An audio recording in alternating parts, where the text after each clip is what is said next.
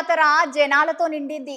పల్లె పట్నం అనే తేడా లేకుండా జనాలందరూ ఆ తల్లులని దర్శనం చేసుకుంటున్నారు. ఈ రోజు ముఖ్యమంత్రి Revanth Reddy sir, governor Tamilisai madam సుత ఆ తల్లులని దర్శనం చేసుకున్నారు. సారేమన్నాడో ఓ పాలి మీరు కూడా చూడుండ్రి. మేడారం జనాలతో నిండింది. ఎప్పటి లెక్కనే ఈ సంవత్సరం సుత వనదేవతల దర్శనం కోసం భక్తులు తండోపతండాలుగా తరలి వచ్చిండ్రు. ఈ రోజు ముఖ్యమంత్రి రేవంత్ సారు అమ్మలని దర్శించుకొని మొక్కులు చెల్లించుకున్నారు. ప్రత్యేక హెలికాప్టర్ల మేడారం పోయిన సీఎం సార్ని మంత్రి సీతక్క దగ్గరుండి మరీ స్వాగతం పలికిండ్రు. అంతేకాకుంటే గవర్నర్ తమిళసై కొండ సురేఖ సుత వనదేవతలని దర్శించుకున్నది.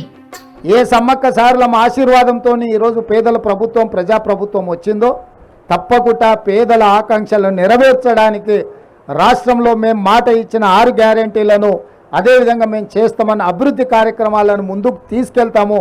మీ అందరి సహకారం ఉండాలి.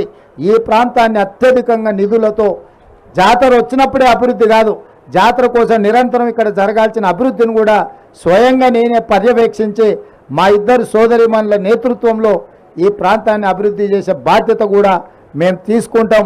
మరి తల్లుల యొక్క దీవెనతో ప్రజా సంక్షేమ ఇందిరమ్మ రాజ్యాన్ని వారి ఆధ్వర్యంలో, సీఎం రేవంత్ రెడ్డి గారి ఆధ్వర్యంలో కాంగ్రెస్ ప్రభుత్వం ఎల్లకాలం ప్రజలకు అందుబాటులో ఉండి పనిచేసే విధంగా మంచి ఆరోగ్యాన్ని, మంచి ఆలోచనతో ముందుకు నడిచే విధంగా ప్రజలందరూ సంక్షేమంగా ఉండే విధంగా దీవెనలు ఇవ్వాలని, మరి బ్లెస్సింగ్స్ ఇవ్వాలని ఆ దేవుళ్ళను కోరుకోవడం జరిగింది.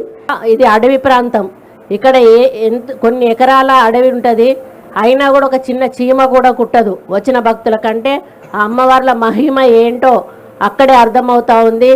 సీతక్క చెప్పినట్టుగా ముఖ్యమంత్రి గారు అడగంగానే ఒక మాట కూడా మాట్లాడకుండా 110 కోట్ల రూపాయలు ఇవ్వడమే కాకుండా అభివృద్ధికి ఏం కావాలన్నా కూడా నా వంతు సహకారం అందిస్తాను, ఎక్కడా కూడా తక్కువ చేయాల్సిన అవసరం లేదని కూడా చెప్పడం జరిగింది.